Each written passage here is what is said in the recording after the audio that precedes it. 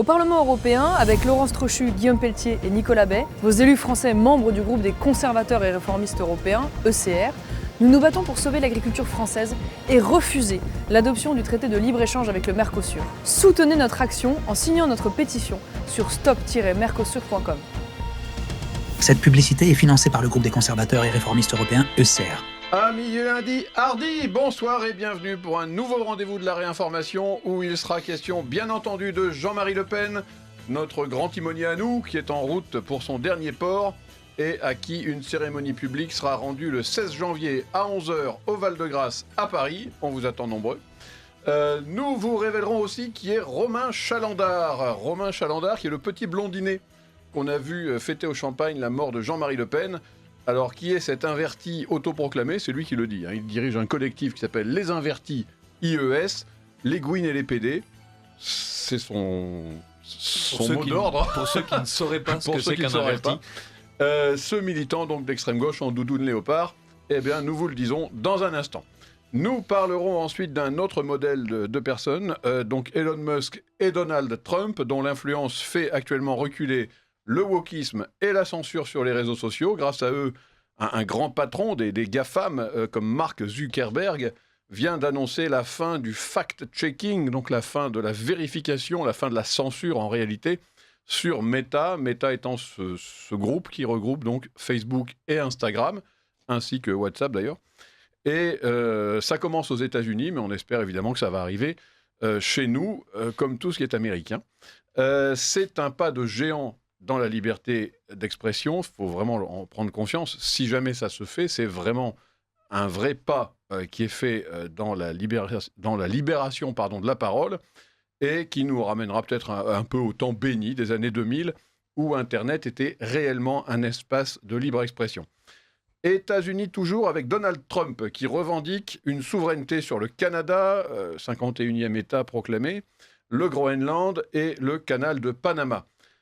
Alors, est-ce que c'est du lard ou du cochon ? Est-ce que c'est pour rire ou est-ce que c'est très sérieux ? Est-ce que c'est conforme à l'isolationnisme qu'il revendique ou est-ce que c'est une manière de marcher dans les pas des tyrans que sont Poutine, Xi Jinping et autres Kim Jong-un ? Eh ben voilà, nous vous le dirons aussi dans un instant. En tout cas, on espère que ces idées trumpiennes pourront donner des idées à Emmanuel Macron ou à un futur président français concernant nos relations avec l'Algérie, puisque depuis son indépendance, ce pays a fait de la France un bouc émissaire de toutes ses dérives, toutes ses failles, toutes ses faillites, toutes ses simagrées. Et aujourd'hui, donc, la relation n'a jamais été aussi mauvaise. Alors, que faire pour améliorer de gré ou de force nos relations avec l'Algérie ? Est-ce qu'il faut recoloniser ? La question est ouverte. Bon. On a demandé à Trump. Je propose des idées. Monsieur Trump m'inspire. Voilà. Donc, et nous terminerons cette émission par une autre révélation. Donc, c'est le concours interne des officiers de police qui se déroulait du 7 au 9 janvier et dont l'un des intitulés demandait aux candidats de faire, je cite, un état des lieux de la haine anti-LGBTI+, et demandait aussi des propositions locales pour lutter efficacement contre l'homophobie. Et on se félicitera tous, j'espère, de voir que la police s'empare de sujets cruciaux, comme celui-ci, au lieu de s'acharner sur le prétendu trafic de drogue dans les banlieues, sur la résolution de crimes et délits non prioritaires, comme les cambriolages, les agressions, les vols à l'arraché, l'explosion des escroqueries en ligne qui touchent les plus âgés, ou des banalités, comme le proxénétisme et le trafic d'êtres humains, dont tout le monde a évidemment compris qu'ils servent avant tout de paravent patriarcal et raciste à certains policiers décidés à faire le jeu du RN. On ne se laissera pas prendre. Alors, pour évoquer tous ces sujets, j'ai le plaisir et l'honneur d'accueillir les élèves officiers de la réinformation avec Richard Desèze, qui n'est plus Philippe Ménard. Bonjour. Directeur de la rédaction de Radio Courtoisie. Arthur de Vatrigan, directeur de la rédaction de l'Incorrect. Bonsoir à toutes et à tous. Est-ce que c'est le bon intitulé, directeur de la rédaction ? Oui, je crois. Ok. Oh, il n'y a que les directeurs, vous savez, c'est comme un organigramme de l'UMP ou de XLR, c'est tout le monde est directeur. D'accord. Charles-Henri Deslois, écrivain. Je dis bonsoir aux auditeurs pour pas recevoir de lettres anonymes. Vous avez bien raison. Et Jean-Yves Le Gallou, président de Polémia. Alors, on déplore l'absence du camarade Van Liert, qui a une extinction de voix comme moi il y a 15 jours. et de Françoise qui souffre sur son lit de douleur et qu'on embrasse bien fort et à qui on dit à très bientôt. Alors, chers auditeurs, je vous rappelle que vous pouvez aussi participer à cette émission en nous envoyant des courriers à l'adresse suivante courtoisie@rc.fr, courtoisie@rc.fr, ou téléphoner au 01 46 51 00 85, 01 46 51 00 85, et nous lirons vos messages à l'antenne. Alors, on commence, si vous voulez bien, par l'hommage public à Jean-Marie Le Pen. Pourquoi il faut y aller ? Samedi, donc, les obsèques de Jean-Marie Le Pen ont eu lieu à la Trinité-sur-Mer, dans une relative intimité. Relative, parce qu'il y avait quand même plusieurs centaines de personnes, hein, donc c'était pas un petit enterrement. Mais c'était évidemment insuffisant au vu de l'importance du personnage dans l'histoire politique des 60 dernières années. Un hommage public a donc été autorisé, comme nous avions d'ailleurs été quelques-uns à le réclamer la semaine dernière. Et d'ailleurs, je rappelle que Radio Courtoisie et Polémia se sont associés à une pétition qui réclamait un hommage aux Invalides. Alors là, c'est pas les Invalides, c'est le Val-de-Grâce. Voilà, qu'en pensez-vous, Jean-Yves ? Qu'est-ce que j'en pense de cet hommage au Val-de-Grâce, est-ce que c'est normal, mérité ? Comment ça va se passer ? Je pense que c'est bien qu'il y ait cet hommage public au Val-de-Grâce.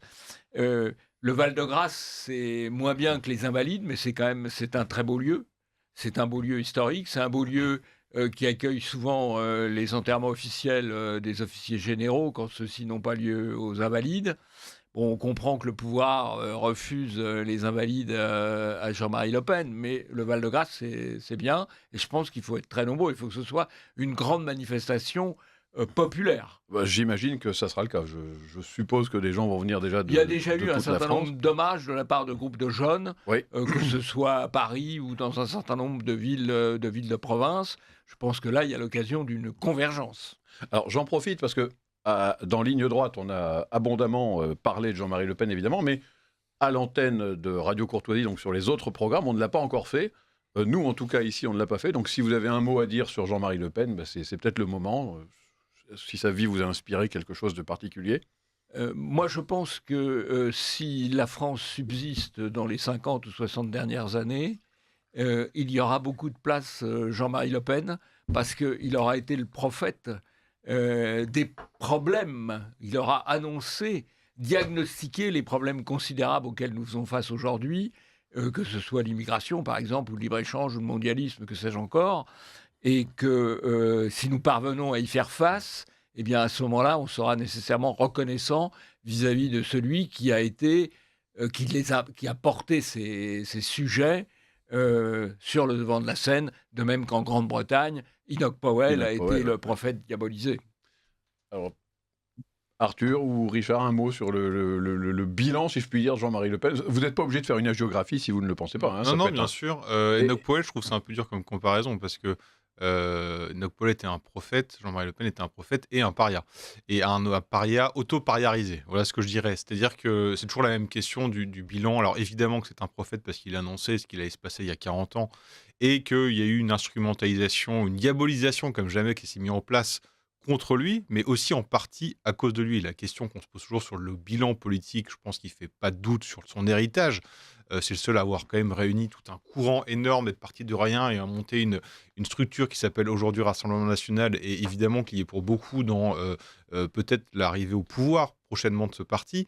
Mais néanmoins, il y a aussi cette question qu'on peut se poser, c'est est-ce qu'il a ralenti ou accéléré les idées du camp national ? Est-ce que par ses provocations, ces provocations sur lesquelles il ne s'est jamais excusé, mais c'est un homme de son temps, ne s'excusait pas, voilà, il faut toujours remettre aussi en perspective de qui était Jean-Marie Le Pen. C'était un homme de son temps, et donc il faut prendre tout ça en considération. Mais dans le bilan qu'on peut se poser, dans la question qu'on peut se poser, c'est au final, quel est l'héritage ? Est-ce qu'il est gagnant ? Est-ce qu'il est perdant ? Pour les idées du camp national, je parle.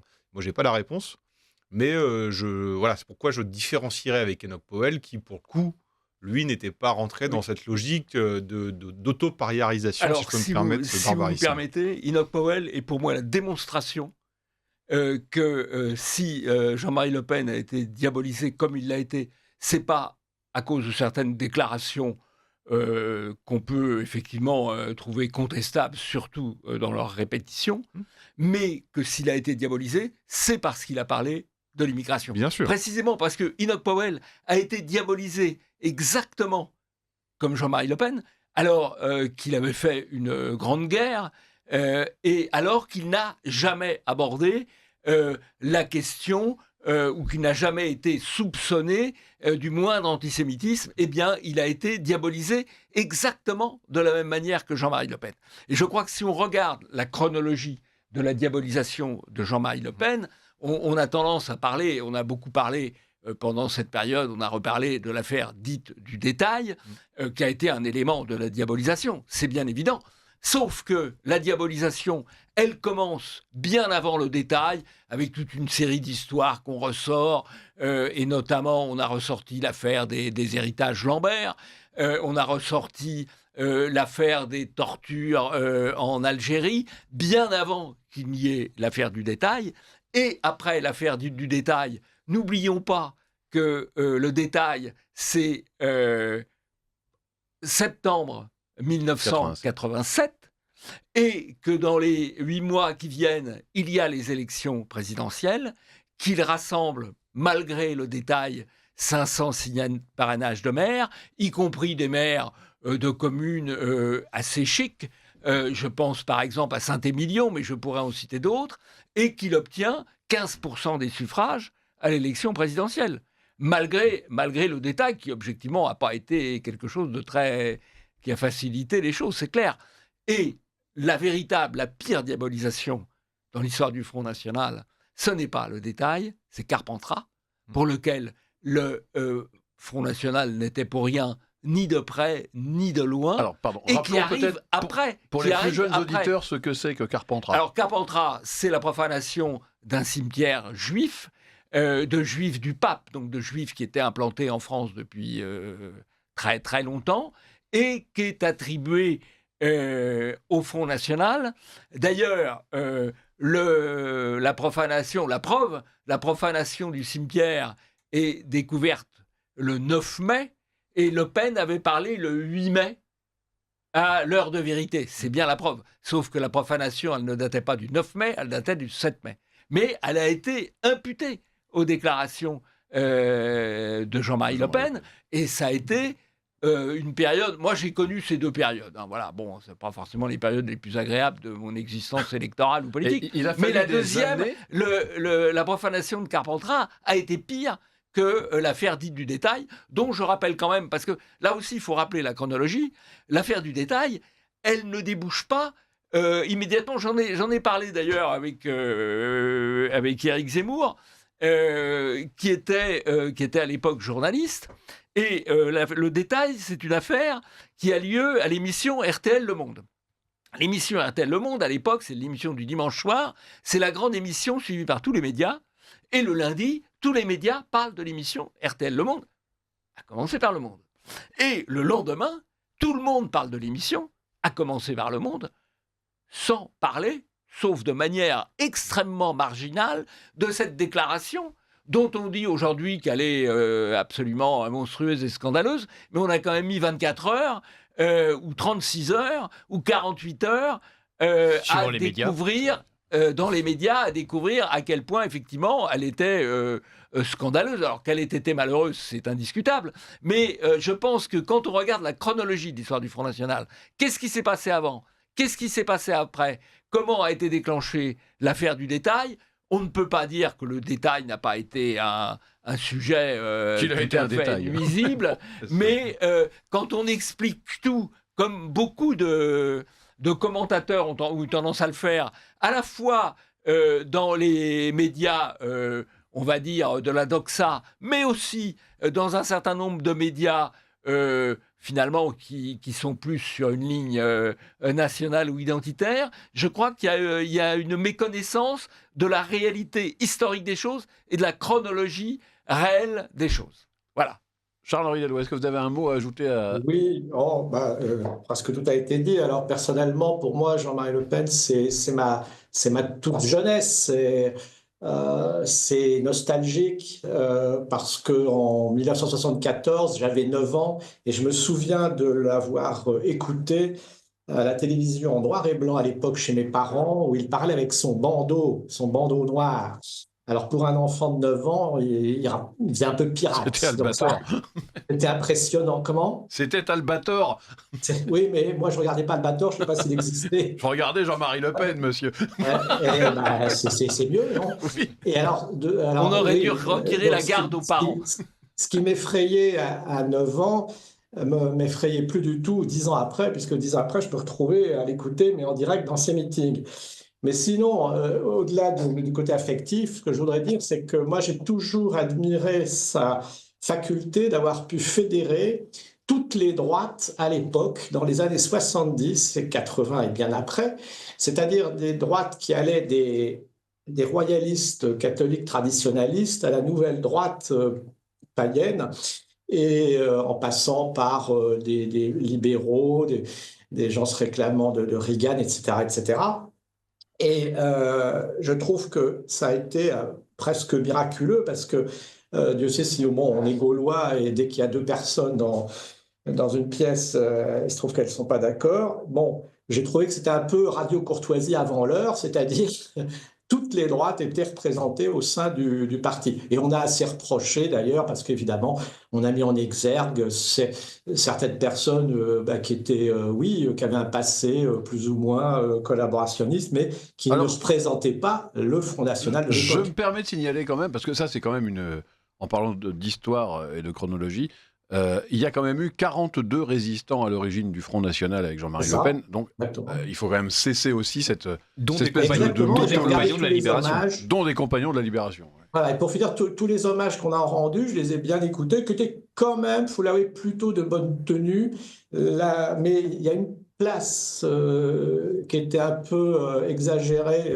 dans les commentaires, c'était la question de savoir s'il était antisémite ou pas. Ça a préoccupé tous les journalistes à cause de l'affaire Le Détail, etc. Alors lui, bien sûr, a toujours dit qu'il ne l'était pas. On a même vu, alors ce que je ne savais pas, c'est qu'il avait été reçu dans une association juive à New York. Ça, je l'ai appris dans un reportage. Il n'a jamais démenti. Pas une association juive, le Congrès juif mondial. Oui. C'est pas un juif, Nebrit? Si, c'est pas une association de quartier. C'est pas une association de quartier, voilà. Oui, si vous voulez. Bon, toujours est-il que c'est des choses que je ne savais pas et je ne comprends pas d'ailleurs pourquoi il n'en a pas fait cas pour contrecarrer cette réputation d'antisémitisme. Enfin bon, ça c'est j'allais dire c'est du détail, il ne faut pas dire des choses comme ça. Mais toujours est-il que j'ai trouvé que les hommages étaient plutôt de bonne tenue. Et alors, je m'attendais à plus de réactions violemment hostiles. Or, les tenants de la droite parlementaire ont été plutôt corrects. Oui. Je pense qu'ils préparent leur avenir, ils préparent leur gouvernement populaire et plutôt en faveur des idées nationalistes. Oui.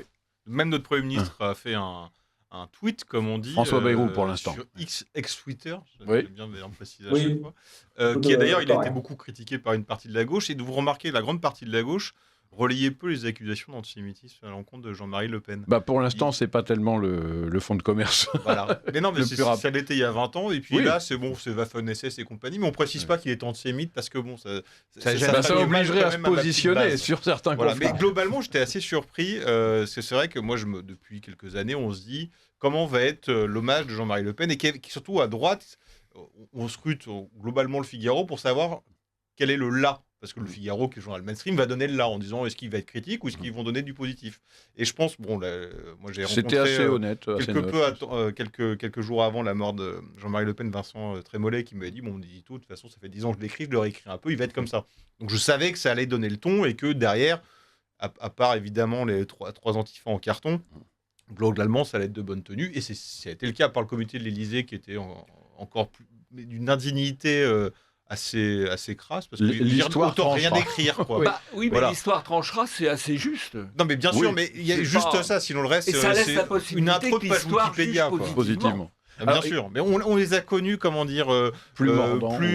non, mais même plus inventifs sur des dictateurs africains, par exemple. Ah oui, c'est vrai. Oui, oui. Plus créatifs et même plus sympas aussi. Il y a eu un hommage que je trouve vraiment positif, à part ceux qui ont été rendus à Radio Courtoisie, évidemment, où on a eu quand même beaucoup d'hommages. D'ailleurs, parce que je me permets, je prêche pour ma paroisse, mais Radio Courtoisie avait quand même un fonds d'archives sur Jean-Marie Le Pen qui était gigantesque et absolument unique. Parce que longtemps, il n'y a eu qu'à Radio Courtoisie que Jean-Marie Le Pen pouvait venir s'exprimer calmement, librement, sereinement. Donc on a eu des émissions Jean-Marie Le Pen et la chanson française, les Noëls d'enfance de Jean-Marie Le Pen, et puis d'autres où il pouvait s'exprimer sur ses programmes politiques, évidemment. Mais on a eu Paris Match, avec 6 belles pages de Catherine Ney. Catherine Ney, qui n'est pas forcément une forcenée d'extrême droite, mais qui a fait un très bel hommage, tout à fait ce à quoi on s'attend pour un hommage d'une personnalité aussi importante que Le Pen qui décède. Et la plus belle photo était, comme c'est le cas souvent, celle de de Libération. Libération. D'Helmut Avec Newton. un titre qu'on pouvait s'attendre à pire. D'ailleurs, je ne sais pas si vous avez vu, je crois que c'était Maréchal Quotidien nous voilà, qui a... je crois, c'est ça, Alors, non c'est Maréchal nous voilà, mais Non, le voilà. Le voilà, pardon. On peut le prendre aussi d'un point de vue un peu sympathique ou amusant. Mais si vous avez regardé la conférence de rédaction qui a été filmée, alors déjà, Oui. je vous déconseille d'entrer comme journaliste à Libération. Vous allez vous ennuyer comme des rats morts. Mais surtout, c'était la conférence de rédac qui était assez étonnante. C'est-à-dire qu'il y avait un clivage de génération. Oui.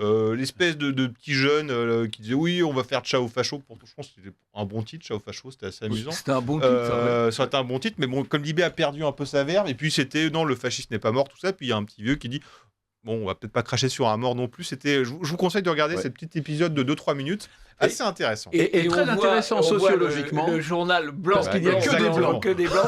Mais ils sont blancs, ils sont tristes, ils bourgeois. s'ennuient. Oui. Et ce journal qui est censé être un peu qui devrait être libertaire en quelque sorte, on voit qu'à la fin, on laisse les gens discuter, puis on leur dit Non, bon, mais de toute façon, tranché. c'est tranché de toute C'est façon. quand même extraordinaire. C'est vrai. Ouais. Mais j'ai trouvé ça Et une pour le titre tristesse, le plus- cette conf de rédac, Ouais. alors que ça devrait être pour tout le... On en a fait un peu, nous, bon, les confs de rédac, ça parle dans tous les sens. Et là, je me dis, bon, c'est le diable qu'ils enterrent, enfin, il y a des choses qui vont sortir. Bah, pas Non, grand-chose. c'est un peu C'était sinistre. c'était un peu triste. Ils Comme se s'ils prennent étaient en très au deuil sérieux. aussi. Ils étaient en deuil de Ouais, perdre l'idée, leur meilleur ennemi. c'est convenu, c'est Alors- le bobo bourgeois, et puis quand il veut s'encanailler, il achète Charlie Hebdo. C'est ça, ou Libé donc. Alors, la question, pour finir sur ce sujet, est-ce que vous allez aller à l'hommage au Val-de-Grâce? Qui y sera? Moi? Moi, je ne vais jamais aux hommages. Mais vous êtes journaliste, mon pauvre monsieur, il faut bien Pour travailler. couvrir Oui. Mais j'envoie des stagiaires. Oh là là! Ils sont contents. Mais quelle honte! Non, je crois que j'ai fait un seul hommage pour tout vous dire. C'était l'hommage des militaires aux Invalides, justement. Des 16, vous savez. Voilà. C'est la seule fois où je suis allé à un hommage public. Sinon, je n'y vais rarement, D'accord. en dehors de mon métier, évidemment, pour couvrir des événements. Charles-Henri? Ouais, j'aimerais bien, mais j'ai une émission à la même heure sur l'antenne. Alors, le devoir Donc, vous peut-être appelle. à la fin, mais comme l'église sera comble, j'irai, mais je pense pas pouvoir rentrer. Alors, mais on va j'irai lire... vous serrer la pince, président. Merci. On va lire quelques messages d'auditeurs, si vous voulez bien, Richard. Alors, je l'ai dit. il serait bon de démentir les accusations formulées contre Jean-Marie Le Pen en ce qui concerne le détail. Il a bien entendu voulu dire un élément parmi cet immense conflit. Voilà, je crois que Jean-Yves Le Gallou a dit tout ce qu'il y avait à dire sur le sujet. Il y a eu plusieurs hommages sur Radio Courtoisie, dont celui de Michel de Rostolan et de Paul-Marie Couteau, etc. C'est vrai que notre radio n'a pas été avare de non seulement d'hommages, mais surtout de vrais renseignements avec notamment d'informations, oui. l'interview de l'un de ses biographes. Enfin voilà, on a fait ce qu'il fallait faire. Pourriez-vous nous donner des informations sur l'assassinat de François Duprat en 1972 ? Là, comme ça, voilà, non. mais en fait non, on n'a pas fait tourner les tables.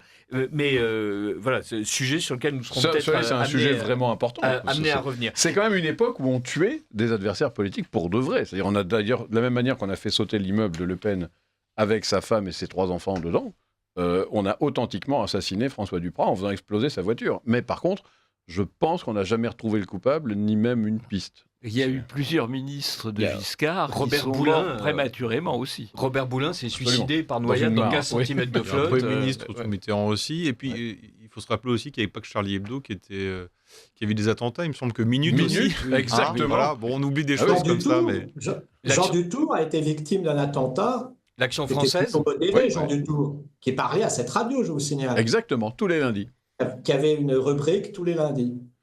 Alors, on en a fini. On Alors, a fini. il y en a peut-être qui seront là, qui seront à l'hommage donc au Val-de-Grâce. Ce sont les gauchistes, même si j'ai des doutes là, parce que évidemment, ça ne sera pas tout à fait la même configuration.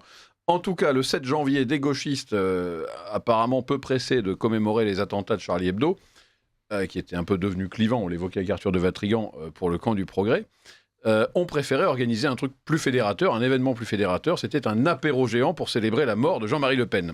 Alors, on a vu parmi ces petites raclures un blondinet. Si, quand même. C'est gentil encore. Oui, c'est gentil. Un blondinet, donc, en doudoune léopard. Donc, c'est pas les léopards, c'est pas les soldats du général Bijard. Hein, c'est plutôt un manteau de fête. Tiens, je crois que c'était le péripatéticienne deuxième. du bois de Boulogne. Ouais, c'est très Madame Claude. Oui, voilà, c'est ça. Tout en élégance, avec sa moustache et sa bouteille de champagne, donc qui buvait du champagne devant les caméras. Alors, on a finalement appris qui était cet Olibrius, donc il s'appelle Romain Chalandard, tous les réseaux sociaux l'ont dit, et lui-même le revendique, donc on peut donner son nom très librement. Il est né à Saint-Étienne, il a 29 ans, ça on ne l'a pas dit. En 2013, à 18 ans, Romain Chalandard donc, a commencé à écrire dans l'Humanité. Il avait écrit sur la mobilisation des étudiants contre la loi Fioraso sur les universités. Il est aujourd'hui le porte-parole du collectif communiste antisioniste et LGBTI+, donc je cite, hein, collectif communiste antisioniste LGBTI+, alors ça fait un paquet quand même, nommé Les Invertis, IES avec les petits points.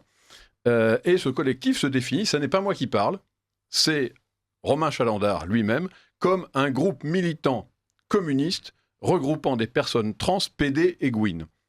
Donc, M. Chalandard est, je ne sais pas s'il est trans, PD ou Gouine, mais un des trois sans doute, est communiste par-dessus le marché. Et il occupe en plus le poste d'assistant au sein de la direction du soutien aux artistes, aux entreprises et aux projets du Centre national de la musique. Donc, il est payé avec vos impôts, voilà, je vous le signale. On peut toujours écrire au Centre national de la musique pour donner un point de vue sur le recrutement de ce personnage. Et il est également présent sur des plateformes en ligne, notamment YouTube et TikTok, où il partage ses vidéos communistes, trans, PD et Gouine. Donc, hein. Alors voilà, je voulais peut-être avoir votre avis sur l'individu, sur ce que vous avez pensé des manifestations, si vous-même, vous seriez le genre de personne à aller fêter la mort de Jean-Luc Mélenchon ou pourquoi, plutôt de Président, Georges Marchais. Président, pourquoi vous lui faites autant d'honneur en parlant de lui? Qu'est-ce qu'il a donc fait pour... Je pense être important comme ça qu'on sache qui est ce monsieur. C'est Mais important. qu'est-ce qu'il a fait exactement? Mais le président l'a expliqué. Il buvait du champagne pour Mais célébrer enfin, il la n'était fête. pas tout seul. Pourquoi Non, je sais bien, a mais lui, été on l'a reconnu. distingué? Parce que lui, on l'a reconnu. C'est suffisant. puis, Si oui, on en pour une bonne avait, personne, si on avait 100, on aurait fait extraordinairement, comme les généraux, comme pour les généraux catholiques, on aurait pu faire une fiche. Mais bon, là, on n'en a qu'un. Mais s'il y en a d'autres, n'hésitez pas à nous donner leur nom, on les diffusera avec joie. Alors, C'est toujours amusant Arthur de voir Vatrigan, l'incorrect. des communistes qui, donc le petit blond issu des quartiers riches, Ah oui, qui ça, c'est sûr. manifestent en turbané dans des kéfus une fois sur deux, avec fringués avec des marques comme des Guérisol. En fait, ce sont les petits capots qui sont la plus parfaite illustration du capitalisme. Si vous regardez, finalement, c'est ça. Donc, ils ne savent même pas de quoi ils parlent, ils ne savent même pas de quoi ils dénoncent. Ce qu'ils dénoncent, pardon. En revanche, on peut juste lui conseiller, étant donné son pédigré bien chargé et son identité revendiquée, que si nos gouvernants n'écoutent pas la prophétie de Jean-Marie Le Pen, ils risquent de finir en haut d'une tour Montparnasse et d'arriver très, très rapidement en bas. Oui. Si vous voyez Parce ce que je veux dire. ses amis ont pour mission, ont pour devoir de jeter les homosexuels du haut des immeubles. Des immeubles, exactement. 7 Donc, étages qu'il prescrit. voilà, c'est pour son bien à lui en tant que chrétien, parce que nous sommes charitables, nous espérons pas ça, et c'est pourquoi nous luttons contre la submersion migratoire, pour éviter que ces jetés de personnes existent. Après et le lancer arrivent, de nains, qui pouvait être moral, celui-là est peut-être un peu moins, mais ça c'est une autre discussion. Voilà, après, ce qui est effrayant, c'est que là on est dans la Charonne Festivus, parce qu'on danse sur les cadavres. À part les charognards, personne ne jouit sur un cadavre aussi, mais on est dans le petit théâtre antifasciste qui continue, sauf que le drame, c'est qu'on a un vrai fascisme qui s'installe en France. Donc le théâtre antifasciste en temps de paix, c'est sympa, ça glorifie des eunuques, on peut les décorer. En temps de guerre, le théâtre antifasciste, quand vous faites détourner les yeux, quand vous faites en sorte de détourner les yeux et de détourner les yeux de vos compatriotes pour pas voir que le fascisme islamique et se déploie devant vous, vous agrandissez le taux de victimes innocentes. Donc ces gens-là sont 1000 fois coupables, en plus d'être des débiles. Et surtout, ils sont de vrais communistes qui ont systématiquement choisi d'œuvrer contre la France. Alors, les communistes étaient pacifistes en 1939, il a fallu attendre la fin du pacte germano-soviétique pour qu'ils arrêtent de lécher les bottes des nazis, pour ne pas dire autre chose. Et ils ont été contre la guerre d'Algérie en sabotant les convois d'armes, en sabotant les armes elles-mêmes. Et ils ont été contre la guerre d'Indochine en sabotant les convois d'armes, en sabotant les convois de militaires, en sabotant les usines d'armement. Voilà. Donc, autrement dit, là, on ne peut pas dire que c'est de l'aveuglement. En fait, il y a une stratégie communiste qui, une fois plus, choisit de faire le jeu de ceux qui veulent la mort des Français. On peut rappeler aussi notre bourreau du camp 113, qui s'amusait à torturer Georges Boudarel, voilà, qui a fini toujours universitaire, à la c'est ça, Sorbonne, à je la crois, Sorbonne, ouais. voilà. Voilà, à Voilà, la Sorbonne. évidemment, oui. Et retraité, et à qui on n'a pas enlevé un sou de tout ce à quoi il avait droit. Là, alors, Charles-Henri Deloy, ensuite, j'aimerais bien revenir quand même sur ce collectif communiste transpédéguine qui Ce serait pas. est ce serait pas antisioniste. Oui, ce chalandard, ce serait pas le petit frère du rouquin qui courait devant Jean-Marie qui lui a dit je vais te faire courir. Si ce n'est moi. lui, c'est donc son frère, ça c'est Ben sûr. oui, c'est peut-être ça. À Bon, 29 ans, plus c'est pas lui. sérieusement, ce que je voulais dire, c'est que c'est assez remarquable de voir que maintenant les communistes revendiquent le côté LGBT plus QR code, je sais pas quoi. Parce que faut pas oublier que dans les années 60-70, le Parti communiste était très hostile à une évolution de mœurs. Et je me souviens que les communistes dans les années 50 et même 60 disaient oui, la pilule, l'avortement, tout ça, c'est une affaire de bourgeois. Ils ne voulaient pas prendre position là-dessus, c'était même plutôt hostile. Aujourd'hui, ils passeraient pour ringards. Et du fait qu'il n'ait plus de troupes, puisque les ouvriers sont passés, quand il en reste, parce qu'il ne reste plus beaucoup d'ouvriers en France, sont passés carrément depuis très longtemps déjà au RN, il se retrouve dans le côté intersectionnel, pour parler moderne et comme eux, c'est-à-dire en fait en regroupant des ultra-minoritaires, en espérant pouvoir faire un mouvement de tout ça. Oui. Alors, et c'est très récent. il y a quand même quelque chose vraiment d'étonnant, parce que vous venez d'évoquer l'intersectionnalité, mais c'est quand même... Arthur de Vatrigan le faisait un peu aussi. Et pour ceux qui ne comprennent pas ce que intersectionnalité veut dire, c'est les communistes, antisionistes, Gouin et PD. C'est exactement ça. On réunit des opprimés, car comme chacun sait, les communistes sont opprimés. Au mépris de toute raison, parce que c'est quand même de la folie furieuse de vouloir, par exemple, être un homosexuel pro-islam, enfin pro-islamiste. C'est quand même... C'était c'est une pulsion de mort. Oui, mais c'est pas totale. moins absurde si vous regardez que ceux qui ont désiré le multiculturalisme et tout en expliquant qu'il fallait impérativement la liberté d'expression et le droit au blasphème. C'est des incohérences, malheureusement, de ces gens-là. Ils ne savent même pas de quoi ils parlent. Oui. Tiens, d'ailleurs, est-ce qu'on a présenté le dernier numéro de l'Incorrect ? Oui. Oui, ici bien même sûr. À cette émission, je ne sais plus, mais on en a. Vous m'avez fait l'honneur de le présenter dans d'autres émissions. Bon. Vous voulez pas en dire un mot par hasard ? Si vous voulez. C'est sur Charlie Hebdo, le bilan de Charlie Hebdo. Le titre, c'est Pourquoi nous avons perdu. Et en une, nous avons mis un fond noir avec Ceci n'est pas une caricature de Mahomet. Je crois que l'illustration se suffit pour comprendre ce qu'on voulait dire dans ce bilan. Et on a fait intervenir Olivier Rey, qui est un spécialiste, en plus de tout d'être mathématicien et philosophe, du dessin. Et notamment qui a fait un livre magnifique sur l'image et le christianisme. Et donc forcément, pour parler de l'image aujourd'hui, il me semblait être le plus à même. On a fait intervenir Chantal Delsol, qui est la plus violente à l'encontre de Charlie Hebdo. J'ai même été surpris par ses propos. Rémi Brague, évidemment. Et nous avons fait un débat entre Jean Sévilla et Elisabeth Lévy, parce qu'il y a eu Zemmour, évidemment, mais avant Zemmour, il y avait Jean Sévilla et Elisabeth Lévy qui, par leurs 2 livres, Le terrorisme intellectuel et Les maîtres censeurs, qui sont sortis au tout début des années 2000, étaient assez rares à accéder aux médias mainstream, tout en ferraillant contre eux et tout en réussissant à passer entre les gouttes. Et donc, on les a fait revenir 20 ans plus tard pour débattre de ça, sachant qu'ils partagent beaucoup de choses, mais ils ont deux principaux désaccords. C'est que Elisabeth Lévy pense que 68 a encore des choses positives. Jean Sévilla, c'est que tout part en sucette depuis 89, et puis Charlie Hebdo. C'était leurs 3 points de désaccord. 1789 Ah oui, 1789, évidemment. C'était leurs 2 points de désaccord, 3 points, donc c'est pourquoi on les a fait débattre. 3 points. 3 points. Alors, tiens, d'ailleurs, j'en profite pour citer Éric Zemmour. Ça m'a semblé très intéressant et est très honnête, en tout cas de sa part, parce que je fais un petit retour en arrière d'esprit d'escalier sur Jean-Marie Le Pen, parce qu'il disait qu'il avait longtemps cru que Jean-Marie Le Pen était un trublion qui ne voulait pas le pouvoir et qu'il en était intimement persuadé. Et que quand lui s'est lancé en politique, il a compris que ce n'était pas si vrai, parce que lui-même, dit-il, voulait vraiment le pouvoir et voulait se donner les moyens d'accéder au pouvoir, et qu'il a pris en pleine figure, et je suis poli, précisément ce mur d'hostilité absolue qui fait que d'un seul coup, il s'est dit, en fait, Jean-Marie Le Pen avait peut-être voulu le pouvoir, mais il en a tellement pris plein la tête que, en fait, il a vécu... Zemmour a vécu la même situation, disait-il. Quoi. Si on compare, Zemmour a vécu, entre guillemets, son détail avec Pétain, les Ukrainiens. puisqu'on lui a c'est vrai reproché aussi, d'avoir, dans un livre publié d'ailleurs 10 ans avant sa campagne électorale, gardé au fond la thèse qui était celle de Robert Aron après la guerre sur Vichy, et non pas celle de Paxton, qui était devenue la nouvelle doxa, et on lui a rejeté ça à la figure pendant un nombre de fois incalculable pendant la campagne électorale, et même ses partisans lui ont fait un peu le même reproche que les partisans de Jean-Marie Le Pen pouvaient lui faire, de s'être laissé empéguer par cette affaire que les médias ramenaient en permanence.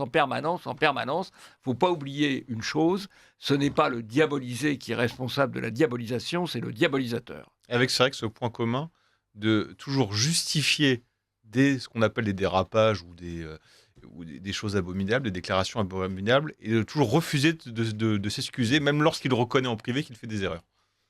Oui, après, de toute façon, on ne s'excuse jamais assez pour ces gens. C'est malheureux. Et surtout, comme le disait Jean la gauche Sévillia, ne veut pas d'excuses. Sur le terrorisme intellectuel, disparition. Et la gauche ne s'excuse jamais. La gauche ne s'est jamais excusée d'avoir été maoïste. La gauche ne s'est jamais excusée d'avoir été staliniste. La gauche française, avec Jean Jaurès, ne s'est jamais excusée d'avoir été antisémite. Non. Et puis, ils ne s'excuseront pas non plus, dans 50 ans, d'avoir été pour la transsexualité, pour le changement de sexe d'enfants mineurs, ni d'avoir été pour l'immigration de masse qui aura modifié nos pays. Quoi. Ils ne s'excuseront jamais de choses qui sont objectivement, qui relèvent pratiquement du crime contre l'humanité. Je suis désolé de le dire, mais c'est quand même important. Qui s'excuse s'accuse.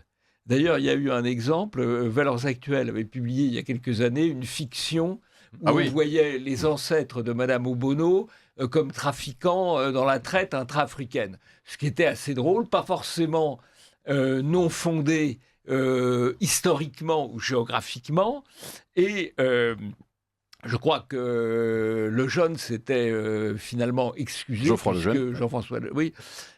Lejeune s'était excusé puisque finalement le patron du journal le lui avait demandé, et quand il y a eu le procès, eh bien les excuses ont servi l'accusation en disant mais vous ne pouvez pas nier que vous avez eu tort, puisque vous êtes excusé. Ah non, mais on ne s'excuse pas à la demande de quelqu'un, on s'excuse parce qu'on pense qu'on s'est trompé ou qu'on a blessé. C'est tout. Ça, on peut considérer qu'on a blessé, on peut regretter d'avoir blessé. Et c'est d'ailleurs Geoffroy s'était excusé. Si je vous ai blessé, si je vous ai blessé, je vous prie de me pardonner. Et d'ailleurs, c'était pas le texte qui avait été attaqué, c'était le dessin, parce que le texte, c'était Balladur qui s'en prenait plein les dents et qui, pour le coup, aurait pu attaquer. À sa place, il aurait pu faire une petite action en justice, parce que c'était vraiment méchant à son endroit. Alors, on a un message d'auditeur qui est en plus Dominique du mythique restaurant Les Ronchons, près de la Tour d'Argent jadis, qui nous dit « Bonsoir à tous, il y avait 200 personnes officiellement invitées aux obsèques de Jean-Marie Le Pen à la Trinité.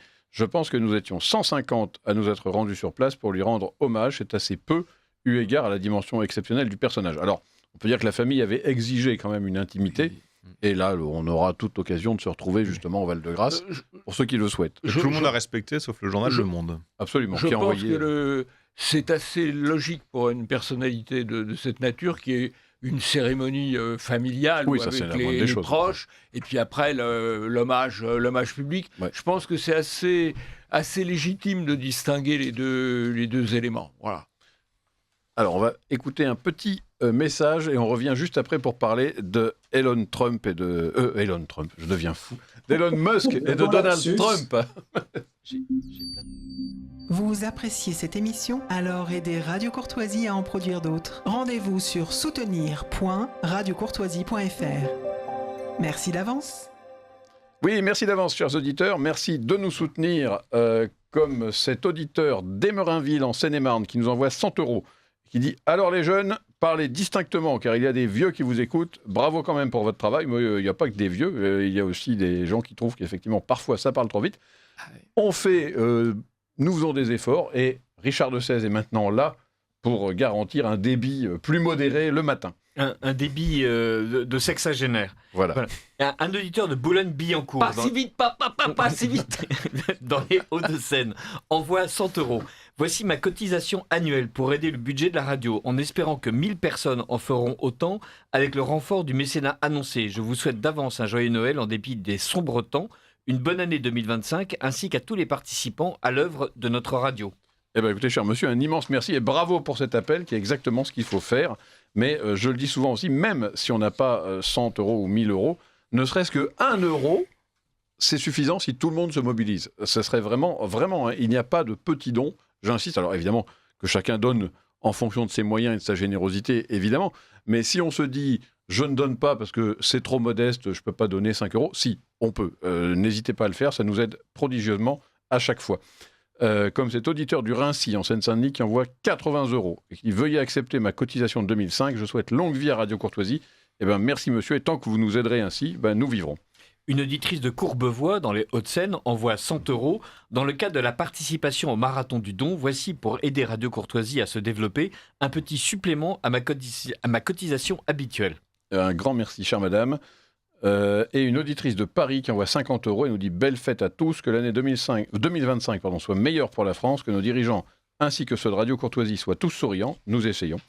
Nous ne remercierons jamais assez monsieur Ferré d'avoir créé cette radio. » Et absolument, je plus sois volontiers, ainsi que Serge de Becquetch, évidemment, qui ont donné naissance à Radio Courtoisie, qui était un phénomène absolument unique dans les années 80, puisque Radio Courtoisie avait objectivement, un monopole des médias audiovisuels patriotes. Alors, on va poursuivre peut-être, Richard. Il y a pas mal d'auditeurs qui nous ont écrit. On va lire leurs messages avant de passer au sujet suivant, donc sur les réseaux sociaux. Une auditrice nous dit « Veuillez rappeler aux intervenants que l'on ne s'excuse pas, on présente ses excuses. » Alors, personnellement... C'est tout à fait vrai. Mais non, je ne suis pas du tout d'accord. L'impératif a une vocation de supplication et pas uniquement de commandement. Et donc, on dit « excusez-moi » et ça veut dire « je vous prie de m'excuser » en fait. Quand on s'adresse dans le Notre Père au bon Dieu, on lui parle un impératif et c'est loin d'être un commandement, c'est une prière. Voilà. Enfin, non, mais c'est ce qu'il voulait dire, c'est qu'on ne s'excuse pas soi-même. Oui, mais je m'excuse signifie je vous présente mes excuses. Là, voilà. Il y a débat. Allez, on en parlera un jour, on fera un sujet entier. Il se passe actuellement de sinistres événements en Syrie. Des informations fuitent selon lesquelles les chiites, les alaouites, des chrétiens sont assassinés. J'ai même entendu parler de massacres. Quelques rares médias parlent rapidement des actions. Est-ce que M. Blanchard, pour lequel je cotise, pourrait quand même être un peu plus disert sur ce trou noir? Alors, je crois qu'il y a on a évoqué à plusieurs reprises dans la matinale la Syrie, un sujet va y être consacré, et évidemment, à défaut que M. Blanchard en parle, mais ça ne l'empêche pas d'en parler, M. Blanchard qui aussi est retenu et tenu à la discrétion à cause de ses fonctions de président de SOS Chrétien d'Orient. Voilà, on ne peut pas tout dire quand on est sur place. Oui, ça c'est important pour cet auditeur de comprendre. Alors déjà, Benjamin Blanchard fait partie vraiment des meilleurs connaisseurs de la situation. Je ne connais personne qui connaisse le sujet mieux que lui. En revanche, il ne peut pas dire absolument tout simplement parce que il est responsable de la vie sur place de collaborateurs qui vivent là-bas à l'année, qui peuvent être mis en grand danger. Et ses propos n'engagent pas que lui, c'est-à-dire qu'il est quand même garant de la sécurité de tout un tas de gens, et puis même tout simplement de la vie des chrétiens qui sont aidés sur place. Voilà, donc évidemment, il ne peut pas se lancer dans des diatribes ou des suppositions. Il a un discours très mesuré, qui est déjà extrêmement courageux, mais qui correspond à ce qu'il est en mesure de dire en tant que président d'une ONG présente dans un pays plutôt dangereux. Voilà, donc après, on a d'autres informations. Moi, j'en ai parfois par des contacts que je garde là-bas, et c'est vrai qu'il se passe des choses parfois horribles. J'avais entendu dire donc, que dans la première semaine de la prise d'Alep, on avait rouvert un marché aux esclaves qui apparemment a été fermé rapidement sur ordre de la Turquie. Les Turcs se sont dit, en gros, on ne va pas rouvrir ça maintenant, enfin pas tout de suite, donc on va patienter. On a vu des vidéos d'exécution sommaire, c'est sûr et certain. Je sais qu'à Maloula, des chrétiens sont expropriés par des musulmans voisins dans l'indifférence générale des autorités, c'est un fait. dans la région de Latakia, donc toute cette région aussi où se trouvent les Alaouites. Il y a eu des exécutions sommaires et on a même le gouvernement a dû autoriser des milices alaouites d'autodéfense à se créer. Donc oui, la situation n'est évidemment pas rose, quoi qu'en disent les commentateurs, les journalistes, et des fois on est ahuri d'ailleurs effectivement par la bienveillance sidérante dont bénéficient ces héritiers d'Al-Qaïda en Syrie. Voilà, j'espère que ça répond un peu à la question de notre auditeur. Comme disait Fabius, ils font du bon boulot. Exactement, Al-Nosra. Ces derniers temps, des hommes de très grande envergure, politiques, cinéma, écrivains, meurent de vieillesse, laissant un grand vide. Cela me laisse très nostalgique, dit une auditrice. Voilà, rassurez-vous, il y a aussi 1000 talents qui fleurissent. Et moi-même, je ne me sens pas très bien. Il faut rappeler que le Front National a été créé par Alain Robert. Jean-Marie Le Pen en fut le président, mais non pas le fondateur. Il fait partie des cofondateurs, et c'est aussi Gérard Longuet qui avait créé le premier programme. C'est vrai. Et habile transition, fidèle auditrice, je profite de ce début d'émission pour vous présenter mes meilleurs vœux pour 2025, bien que l'année mondialement commence fortement contrastée. Le départ de Jean-Marie Le Pen qui nous a quittés en laissant des traces inoubliables. L'espérance m'anime, c'est la victoire de Donald Trump qui, j'en suis persuadé, va bouleverser le monde. Je vous écris car suivant les matériels régulièrement, je suis au courant pour le départ de Maud, mais que devient Marie? Je déplore de ne plus l'entendre. Je vous souhaite le meilleur pour la radio et pour la planète. Alors, pour Richard, pour Marie, rassurez-vous. Enfin, rassurez-vous. Non, elle est juste malade. Elle a eu un léger accident de scooter. Le médecin lui a prescrit la kinésithérapie et donc elle se remet. Elle se remet, elle reviendra et donc il n'y a aucun souci. Voilà. Et pour le reste, c'est Trump, mais président, vous apprêtiez à en parler. Voilà. Alors, il fallait effectivement qu'on parle. Alors surtout de Musk, à vrai dire, c'est la question des réseaux sociaux. Donc, on a vu que c'était un peu la catastrophe pour les gauchistes de tout poil, puisque après Elon Musk, Mark Zuckerberg, donc le patron de Meta, qui regroupe donc Facebook et Instagram, vient d'annoncer la fin du système de fact-checking aux États-Unis dans un premier temps. Donc le fact-checking, ça veut dire la vérification des faits. Et Zuckerberg a justifié sa décision en accusant les vérificateurs, donc les fact-checkers dans son langage, d'être, je cite, trop orientés politiquement, et c'est lui qui le dit, hein, c'est pas moi. Et là, il dit les vérificateurs ont été trop orientés politiquement et ont plus contribué à réduire la confiance qu'ils ne l'ont améliorée, en particulier aux États-Unis. Ils ont aussi essayé de censurer tous ceux qui s'y opposaient, et ils nous ont poussé à supprimer des choses qui étaient honnêtement vraies, et des vidéos humoristiques. Alors là, ça c'est grave, parce que... Et il veut se débarrasser, donc, M. Zuckerberg, des fact-checkers, donc des vérificateurs, et les remplacer par des notes de la communauté, donc des abonnés de Facebook et d'Instagram. Et alors, ce discours de M. Zuckerberg est violemment rejeté par le réseau international de fact-checking, ça s'appelle comme ça, et en France, qui était représenté notamment par l'AFP, Libération et Le Monde. Et il y a 130 entreprises qui vivent du fact-checking, donc de cette vérification des faits, qui étaient rémunérées par ces grosses entreprises qui étaient Facebook et Instagram. Et voilà, donc je ne sais pas ce que vous évoque cette disparition de la vérification. Richard de Sèze. Alors, d'une part, Mark Zuckerberg, pendant la campagne présidentielle, et devant le Sénat américain, avait déjà expliqué qu'il regrettait les outrances de la vérification des faits et ces fameux standards de la communauté qui sont à tous impénétrables. Et qui nous ont valu tellement de suspensions et de suppression de comptes. Y compris à Radio Courtoisie, où le compte Facebook a été frappé d'une fatwa et qu'il n'arrive pas à s'en remettre. Et on est quand même fasciné par la manière dont Zuckerberg, terrorisé à l'idée des représailles que Trump pourrait exercer à son encontre, puisque Trump l'a menacé, est en train d'aller à Canossa et effectivement vire par dizaines ceux qui prospéraient en tant que bons gauchistes sur le fait de censurer toutes les opinions qui ne leur plaisaient pas. Parce que voilà, c'est bien sûr une victoire de la liberté d'expression et c'est surtout des dizaines de personnes qui se retrouvent sans boulot parce qu'elles étaient payées pour faire en sorte que les gens de droite ne puissent pas s'exprimer. On est absolument ravis. Il y a autre chose, vous me pardonnerez de déborder un tout petit peu. BlackRock vient d'annoncer que les critères ESG, c'est-à-dire environnement et gouvernance et société, autrement dit les critères extra-financiers, ne gouverneraient plus ces investissements, puisque les gens étaient furieux. À force d'investir dans des boîtes très sympas, on passait à côté, par exemple, du pétrole, qui est en train de connaître une explosion en bourse assez aimable. Enfin, je ne parle pas, évidemment, de ce que signifie la fracturation du pétrole aux États-Unis, qui permet de polluer les eaux. Mais enfin, bon, ce sont les Américains, tant pis, ils l'ont voulu. Il y a là, en ce moment, un recul du gauchisme institutionnel partout. Et c'est absolument incroyable de voir que Trump n'est pas encore élu et que déjà il a renversé le vent de la peur et que comme des Anglais qui balancent des gaz qui finissent par revenir dans leur propre tranchée, tous les gens qui ont semé la terreur intellectuelle sont en train eux-mêmes de se prendre un vent contraire absolument foudroyant. Arthur de Vatrigan de l'Incorrect. Ça montre pour ceux qui ont douté encore que montrer les muscles est un peu plus efficace que faire la danse du ventre. Première chose. Deuxième chose, je pense que en plus, on sera beaucoup plus à l'aise, Arthur, vous et moi. Oui, ça c'est évident, parce que lap dance commence à devenir un peu compliqué. Alors le pole dance, je vous en parle même pas. Mais je pense qu'ils se soucient plus de leur rente que de la liberté d'expression, parce que comme ou de la diversité, soi-disant. Oui, évidemment, qui n'existe pas chez eux d'ailleurs. Parce que comme chacun sait, la presse ne vit plus par la création de ses contenus ou de ses informations, mais par les ménages qu'ils font à côté. Et l'opération, le métier de fact-checking, c'est juste de la censure et de la délation, était bougrement rentable. Donc ils sont assez agacés de faire ça. Alors nous, de notre côté, on va avoir le taux de chômage qui va augmenter, parce qu'on avait quand même un bon nombre de blaireaux qui étaient payés pour faire ça. Ensuite, ce qui est fascinant là-dedans, c'est le langage.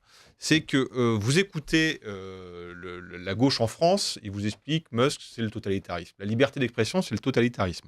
Bon, j'ai entendu M. Léaumont expliquer que ceux qui étaient contre le voile à l'université, c'est les talibans. Donc, plus rien n'a de sens aujourd'hui. Ce qui est assez fascinant. Mais j'ai repensé à, vous savez, cet épisode qu'on va peut-être revivre malheureusement sur les débats sur la fin de vie. Dans la novlangue orwellienne, on était pas mal. J'avais noté, par exemple, Falorni, le grand Falorni, qui a expliqué que parler de la fin de vie, c'est d'abord parler de la vie. Voilà. Il y avait Firmin Gillot, qui était la rapporteuse, qui avait expliqué le choix de légaliser l'aide à mourir reste une façon résolue de défendre la vie. On en est en plein dedans. Donc la liberté d'expression, c'est le totalitarisme. Mais là, hier, ils sont passés à un cap supplémentaire. J'ai vu une politologue dans l'émission C'est politique, où le seul mec de droite qui a invité, c'est de Vecchio Poloni, c'est vous dire l'équité. Elle expliquait, aujourd'hui, l'extrême droite, en fait, ils nous imposent 1984. Donc les types, ils appliquent Orwell à la lettre depuis des années, et ils nous expliquent aujourd'hui, parce qu'on dit, en fait, non, le totalitarisme, c'est peut-être pas la liberté d'expression. Ils disent, en fait, si vous êtes orwellien, vous changez le sens de nos mots à nous, parce qu'on avait changé les vrais sens du mot que vous utilisiez, quoi. On est dans une période, mais qui n'a plus de sens nulle part. Je ne sais pas comment on va pouvoir débattre ou discuter, ou même s'insulter, puisque un mot ne veut plus dire le mot, quoi. C'est vrai.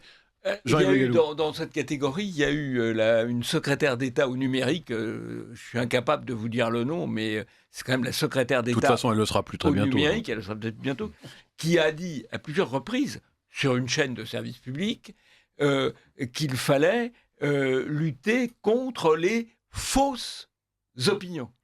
Et non pas contre les fausses informations, mais contre les fausses opinions. Les fausses opinions étant celles qui ne sont pas les siennes. Évidemment. Alors, il y avait en face d'elle quelqu'un qui, à mon avis, ne va pas continuer très longtemps à être invité sur les chaînes de service public. D'ailleurs, un fact-checker, M. Huchon, a demandé qu'on cesse de l'inviter. C'est M. Ebelpoint, qui est quelqu'un qui est assez connaisseur. Et qui passe à Radio Courtoisie. Mais à mon avis, il ne va pas rester très longtemps. Mais il a même été désinvité. De il était prévu après son intervention qu'il réintervienne. Je l'avais croisé entre deux émissions. Il dit ils ont tellement pas compris qu'ils me réinvitent. Et puis finalement, il n'y est pas été. Donc, je pense qu'ils ont entre-temps fait une désinvitation. Je ne sais pas si ces mots existent, mais en tout cas, ils l'ont gentiment éjecté. Ostracisé, banni. Éjecté, oui. Ce qui est fascinant, c'est que l'idée que dans le domaine politique ou dans le domaine scientifique, il y a forcément le débat entre différentes opinions pour arriver à l'opinion la plus pertinente, c'est complètement étranger à toute la doxa de gauche. C'est quand même un signe de déculturation aussi. C'est inquiétant. Moi, quand je vois la secrétaire d'État au numérique, on se dit la secrétaire d'État au numérique, c'est quelqu'un quand même qui doit avoir du cerveau, parce que c'est comme ces choses-là sont compliquées, et qu'on la voit sortir benoîtement, il faut interdire les fausses opinions. Et c'était tellement surpris sur le plateau qu'ils l'ont demandé de répéter, elle l'a répété. Oui. Ah, donc c'est pas un lapsus. Et après, elle expliquait que c'est un lapsus. Ah oui. Bon, 2 fois de suite, quand même, ça fait beaucoup. Mais la démocratie s'arrête là où les dogmes progressistes commencent, mais ça on le savait. Mais on le voit de plus en plus. Ouais. Et là, ils prennent même plus de pincettes, ils font même plus semblant. C'est ça qui est assez dingue. Donc, je pense que ça va encore se durcir et que bon, ils ont compris qu'ils étaient en train de chanter. C'était le chant du cygne.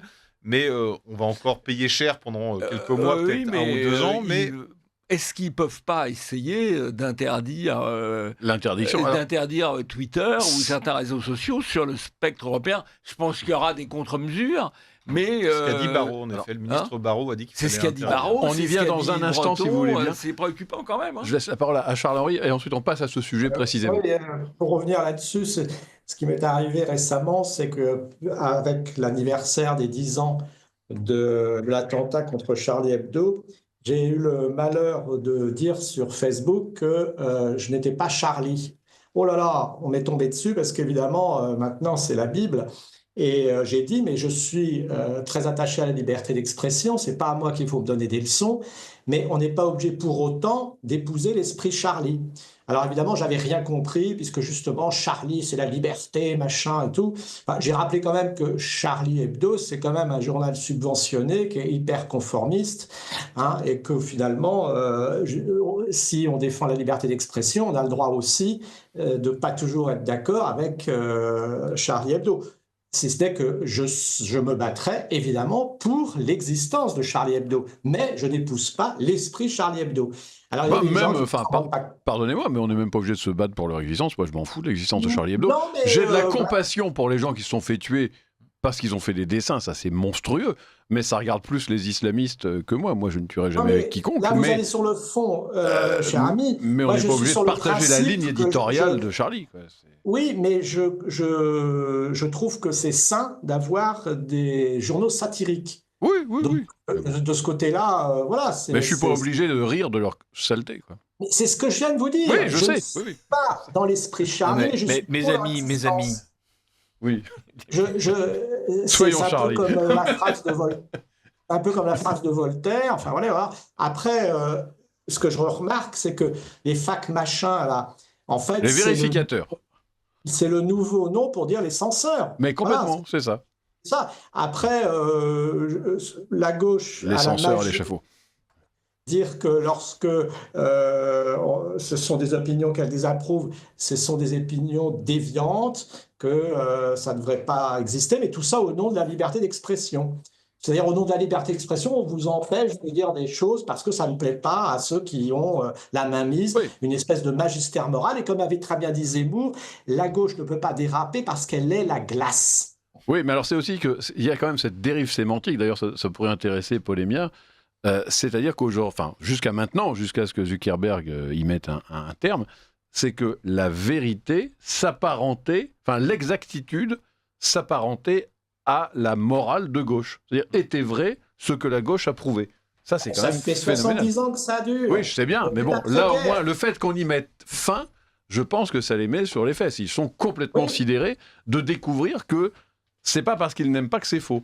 Et là, je pense que ça leur fait beaucoup de mal. Il y a du boulot parce que l'éducation nationale est infestée de cet esprit gauchisant, ainsi que pas mal dans le monde des arts et des lettres, ce qui fait que nous, on sera toujours en retard. Mais ce qui me rassure, c'est que ce qui se passe aux États-Unis, généralement, ça finit par venir en Europe. Donc, on finira bien par être contaminé. Eh bien, vous m'offrez une belle transition parce que précisément à Strasbourg, le Conseil de l'Europe s'est inquiété, je cite, des risques et des conséquences négatives pour les droits humains liées à la décision de Zuckerberg de supprimer la vérification, donc de supprimer la censure, et combattre les mensonges et empêcher que se répandent des messages violents ou haineux, ce n'est pas de la censure, a dit le commissaire européen aux droits de l'homme, Michael O'Flaherty. Il s'agit d'un engagement à protéger les droits humains. Donc on en revient à ce que disait Arthur de Vatrigan, censurer, c'est protéger. Et donc, je ne sais pas, est-ce que vous pensez que ça peut... les droits humains, c'est constitutionnaliser l'avortement. Entre autres. Est-ce que vous pensez que ça peut arriver chez nous ou est-ce que les autorités européennes ou nationales vont faire barrage suffisamment fort pour empêcher l'application des règles voulues par le propriétaire de Meta, donc Mark Zuckerberg. Est-ce qu'ils peuvent empêcher cela? Est-ce qu'ils vont maintenir de gré ou de force ces vérificateurs, ces fact-checkers? Déjà, il y a un élément de réponse qui est un tout petit peu annexe, c'est Ursula von der Leyen, elle, de son côté, a demandé qu'on évite de s'exciter et étant un peu plus consciente peut-être du rapport de force entre Meta, Elon Musk et l'Union européenne, a demandé qu'on retienne un peu les chevaux de l'indignation. Ce qu'il y a, l'exécutif américain aujourd'hui, il dispose via de la NSA de tous les échanges de Madame von der Leyen avec Pfizer, par exemple, qui sont gardés au secret, mais qui sont sûrement pas au secret des services américains, et on peut quand même penser que le président Trump pourra y accéder. Donc je pense que Mme von der Leyen a peut-être intérêt à être précautionneuse. Ensuite, il y a un deuxième élément que j'ai trouvé fascinant, c'est la réaction de Sandrine Rousseau expliquant qu'il fallait quitter X, puisque maintenant X était fasciste. Autrement Maintenant, dit, ils vont quitter Facebook. Les gauchistes qui nous parlent en permanence des bulles d'information dans lesquelles vivent les malheureux qui ne sont pas de gauche, supplient qu'on veuille bien faire en sorte de recréer une bulle de gauche juste à côté de la bulle des véritables faits. Pourquoi est-ce que je parle de véritables faits? C'est que Twitter, quand il a été lancé, avait été, comme Facebook d'ailleurs, un parfait outil pour les catastrophes naturelles. Et qu'à la faveur des feux de Los Angeles, les gens à nouveau retrouvent l'usage de X comme étant ceux qui sont capables d'expliquer exactement quelle baraque est en train de flamber, quelle rue est inaccessible, où l'eau manque, où l'eau ne manque pas. Et donc on a d'un côté une gauche qui nous explique à quel point X n'est rempli que de faits faux et à quel point Facebook va bientôt lui aussi devenir une plateforme remplie d'opinions fausses et de faits encore plus faux et d'infox abominables, voire de bobards, comme vous diriez, Jean-Yves Le Gallou, alors que, dans voire les faits... d'extrême droite, parce que maintenant Musk est qualifié de milliardaire d'extrême droite. Ça, le L'international réactionnaire. Oui. Et donc, il faut, en dernier point, et vous me pardonnerez, j'ai été très long, au Brésil, ils ont interdit Twitter. Mais ça n'a pas duré. Ça n'a pas duré parce que Twitter est venu à récipicence. C'est en fait, Musk, d'un côté, se présente en permanence comme le champion de la liberté d'expression, mais quand les États, et notamment la justice des États, lui tapent fortement sur les doigts, Elon Musk publie un communiqué de plus en expliquant c'est dégueulasse, mais en fait, il recule.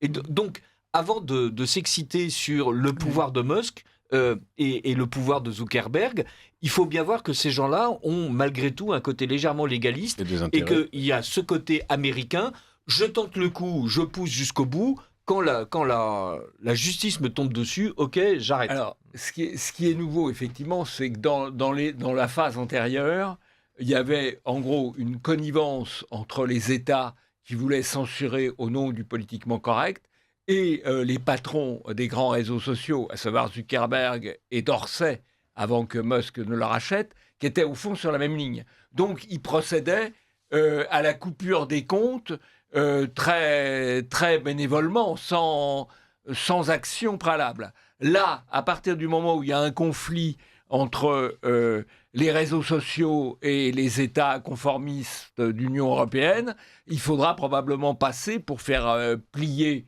les patrons des réseaux sociaux par des menaces judiciaires, ce qui prend quand même un certain temps. Hein. Mais quand on dit d'ailleurs que les réseaux sociaux sont des espaces de non-droit, c'est pas exact. Moi, je peux en témoigner. Je suis poursuivi pour un tweet devant la 17e chambre correctionnelle de Paris au mois de février, le 18 février. Donc, l'état de droit existe. Je peux être poursuivi pour un tweet. Voilà. Je ne dis pas que c'est bien de me poursuivre. Non, mais on est rassuré sur la justice qui reste de notre pays. Et sur les priorités de la politique judiciaire qui s'attachent au vrai sujet. On terminera cette émission avec un sujet justement où on voit que la police s'intéresse au vrai sujet qui compte. Mais si l'Europe était souveraine et la France également, ça serait. Donc je pense que les Américains ont plus de moyens de nous faire plier que nous de faire plier les Américains. Premièrement. Deuxièmement, je rappelle qu'au forum de Davos de 2023, Le sujet était non pas le climat, comme il avait dit, non pas la polarisation de la planète, mais la désinformation. C'était au programme, c'était comment lutter contre ça. Il sentait le truc venir et c'était le sujet. Et donc, on connaît comme l'efficacité de Davos. Ça s'est bien diffusé à tel point qu'on a eu une tribune ou un entretien de Mathieu Pigasse dans Libération.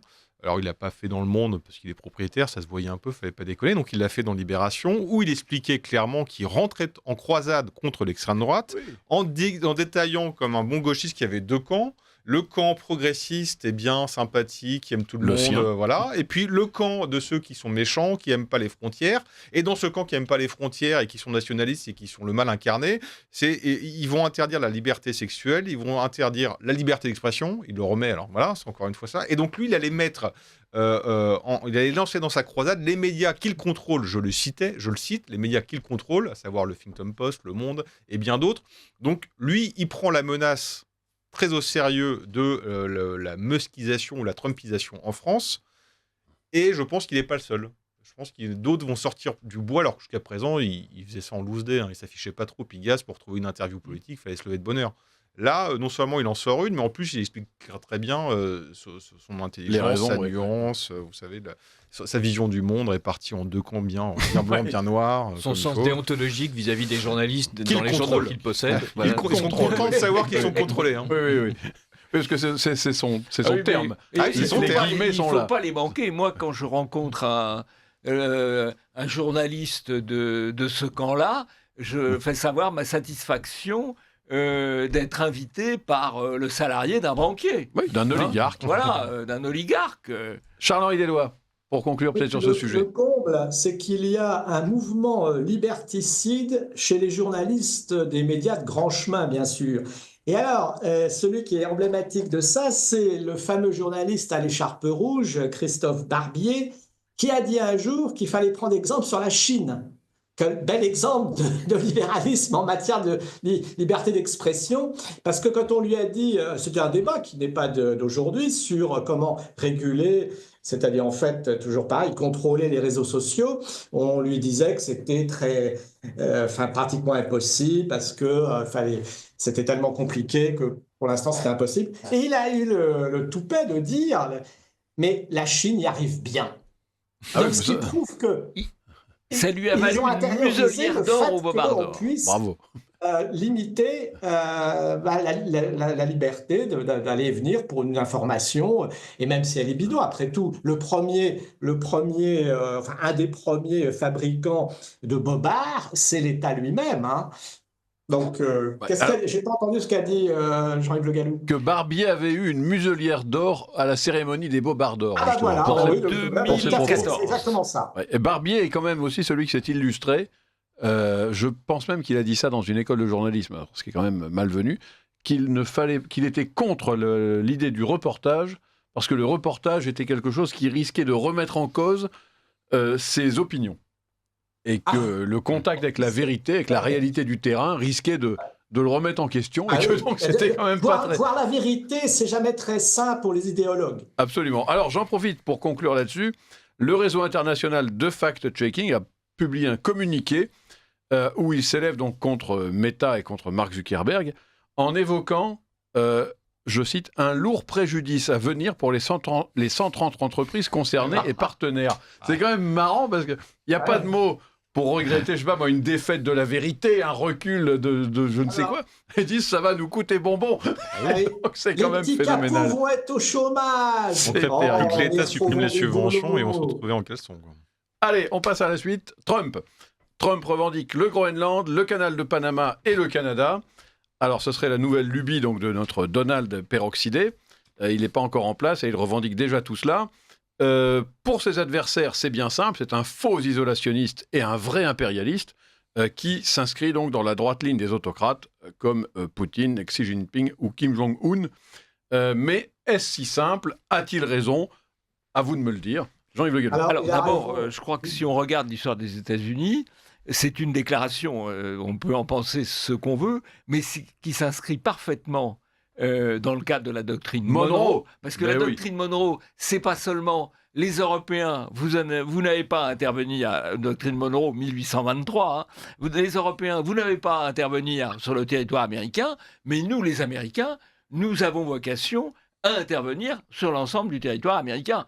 Et là, au fond, il est en train de dessiner une grande île autour des États-Unis avec le Canada, le Groenland, et là, il a un ensemble de ressources naturelles absolument considérables qui lui permet de faire face éventuellement à la Chine.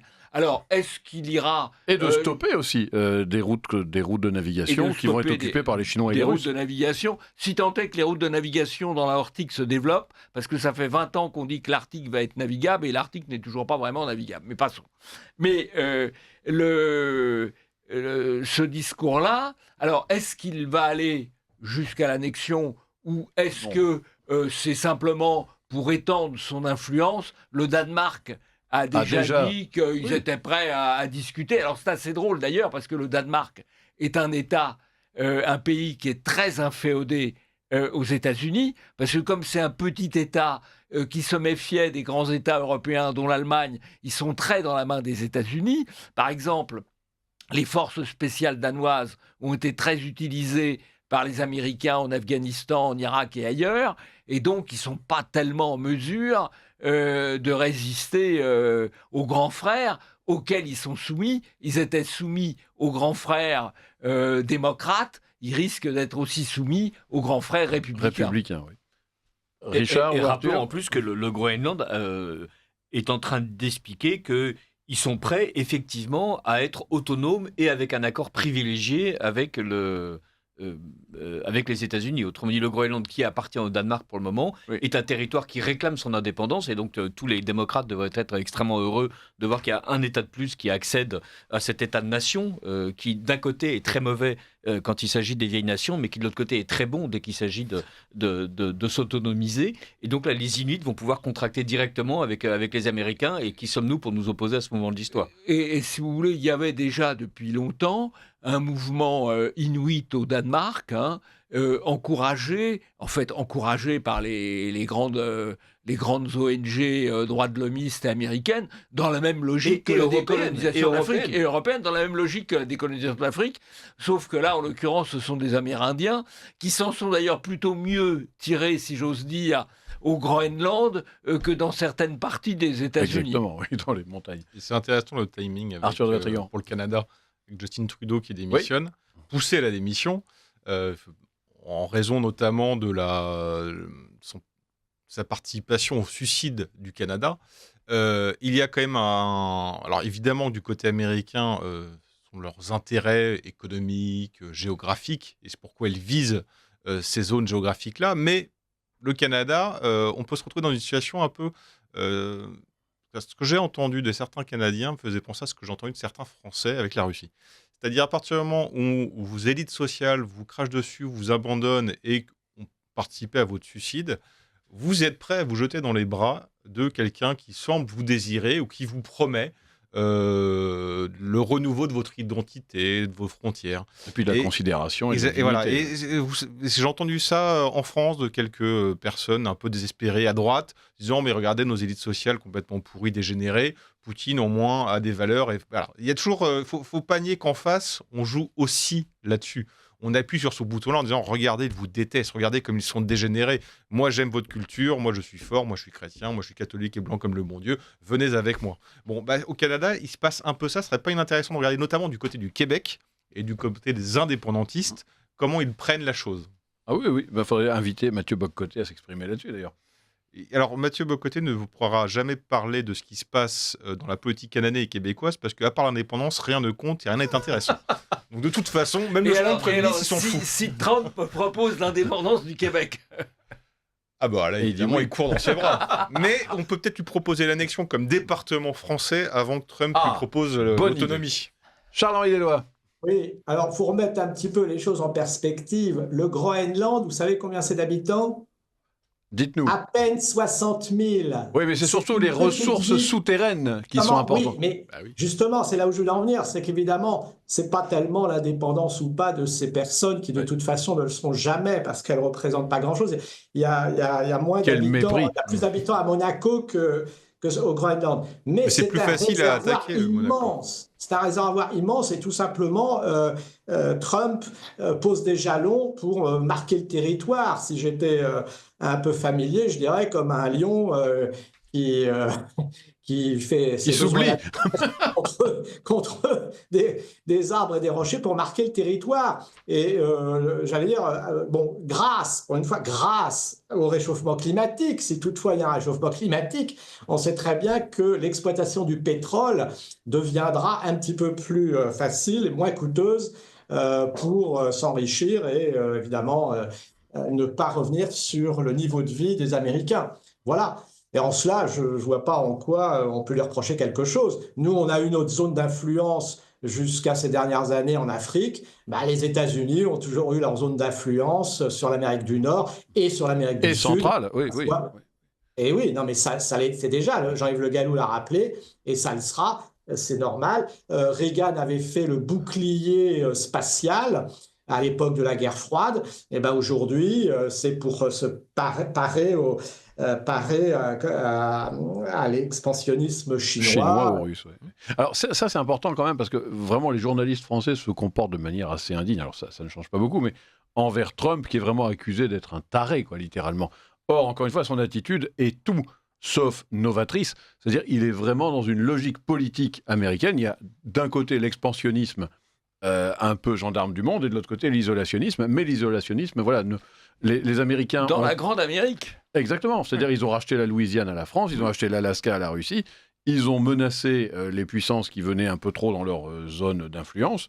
On se rappelle de Cuba, et puis même le canal de Panama d'ailleurs, hein, parce qu'aujourd'hui, donc c'est quand même les Américains qui l'ont financé, qui l'ont créé et qui ont permis l'acheminement. Qui ont créé l'indépendance, soi-disant indépendance du Panama. Oui, qui était ensuite un État un peu vassalisé, mais là, effectivement, il s'inquiète, mais Trump ne fait que revenir à une doctrine fondamentale des États-Unis. Donc c'est surtout là où je voulais en venir dans cette émission, parce que je trouve phénoménal que des journalistes français qui se revendiquent spécialistes des États-Unis n'aient pas l'honnêteté ou la connaissance de dire ça. Et même ceux qui parlent de la doctrine Monroe font semblant d'oublier, ou alors ignorent vraiment, mais dans ce cas-là, ça veut dire qu'ils ont mal appris leur leçon, parce que c'est en terminale, je crois, qu'on découvre la doctrine Monroe, que la doctrine Monroe... Qu'on découvrait. Mais que la doctrine Monroe n'a rien d'un truc de pacifiste bélant. Enfin, ça n'est pas vrai. On exerce un contrôle sur notre espace et on vous laisse vous débrouiller avec le vôtre. C'est ça la doctrine Monroe. Ça n'a jamais été un truc où on se retire au Texas et on élève des vaches. Chacun chez soi. On se partage le monde et puis on n'embête pas les autres. En fait, c'est ça. Enfin, on se partage le monde et on fait en sorte d'être extrêmement prééminent par rapport au reste du monde. Ça, c'est la période actuelle. C'est pas la période de la doctrine Monroe. Mais parce qu'à l'époque de Monroe, l'Afrique n'existait pas. Oui, non, voilà. Donc moi, je pense effectivement que Trump applique la doctrine Monroe, mais il l'applique dans un contexte où il est parfaitement conscient qu'il y a une émergence de zones économiques que Monroe ignorait, parce que il était anglo-saxon, donc raciste et inconscient. Quel raccourci. Ah, j'aime votre xénophobie. Mais... Oui, il faut maintenir l'antenne quand même. Là, c'est sur les Anglais, alors on peut. Oui, mais quand même. Non. Alors, on commence par les Anglais, on sait où ça commence, on ne sait pas où ça se termine. C'est vrai. Ça se terminera là. D'ailleurs, il faut maîtriser l'antenne. Ce serait bien de mettre un point final à nos copains anglais, une bonne fois pour toutes, pour montrer qu'il veut génocider l'Angleterre. Non, mais il faut se venger. Quand même. Hein, non, mais le tour à destination suffit pas pour vivre la guerre de 100 ans tous les ans. C'est vrai. Je sais qu'on est en pleine période, mais quand même. Non. C'est vrai que beaucoup de nos ennuis viennent de l'Angleterre. Et là, j'ajouterais de l'eau à ce moulin anglophone. C'est certain. Puisqu'on parle d'anglais, on est en train de parler d'inverti. On pourrait peut-être passer au dernier sujet. Exactement, j'allais y venir. Parce qu'on a l'Algérie, mais ils sont quand même pas marrants. Et puis on sait quand même à peu près tout ce qu'il faut penser des Algériens. Donc il y a le concours... Non, si, quand même. Si, bon, c'est ça. On est d'accord. Il y a le concours interne donc, des officiers de police. Ça, c'est quand même assez rigolo. Donc, comment le wokisme infiltre la police. Donc, les épreuves écrites du concours interne d'officiers de police ont été organisés du 7 au 9 janvier 2025. Et parmi les sujets proposés, on trouvait une dissertation sur la fin des frontières. Le thème était « Les frontières, virgule, un concept dépassé ?» Point d'interrogation. J'imagine qu'il fallait dire oui, enfin il fallait sûrement faire thèse, antithèse, prothèse, mais ensuite expliquer que bon, c'était quand même un peu dépassé. Et ensuite, on avait une résolution de cas pratique, ce qui a le plus attiré ma petite attention, sur la défense des mouvements LGBT maquillés sous la lutte anti-LGBT. Alors, je vous le lis parce que c'est quand même, ça mérite. Résolution d'un cas pratique visant à dégager des propositions et solutions argumentées à partir d'un dossier documentaire à caractère administratif. Il n'y a que des flics qui peuvent écrire comme ça, je suis désolé, mais c'est quand même hallucinant. Ils avaient 4 heures pour le faire, et voici le sujet. Vous êtes lieutenant de police, affecté à l'état-major de la direction départementale de police nationale d'Alpha. La lutte contre les haines et les discriminations constitue une politique prioritaire du gouvernement. Depuis 2017, de nombreuses actions ont été menées pour l'égalité et les droits des personnes LGBT. À ce titre, le gouvernement a élaboré un plan national, je cite, pour l'égalité contre la haine et les discriminations anti-LGBT+. Et d'ailleurs, on voit qu'ils sont un peu homophobes ou qu'ils ne sont pas totalement homophiles parce qu'ils ne connaissent pas l'intitulé exact qui est LGBTIQ, etc. Ils ne sont pas inclusifs. Ils ne sont pas assez inclusifs. Donc, dans le cadre de ce plan, la préfecture organise un séminaire regroupant l'ensemble des services de police nationale ainsi que les services de gendarmerie nationale afin de promouvoir les bonnes pratiques en la matière. Ce séminaire a également pour objectif de favoriser les échanges inter-institutions. Dans la perspective de ce séminaire, le directeur départemental de la police nationale vous demande, sur la thématique de la haine anti-LGBT, de lui préparer une note qui, outre un état des lieux général de la haine anti-LGBT, lui permette d'intervenir sur les actions développées par la police nationale. Sur ce second point, il sollicite l'insertion de nouvelles propositions qui pourraient être mises en œuvre localement. Vous avez 4 heures.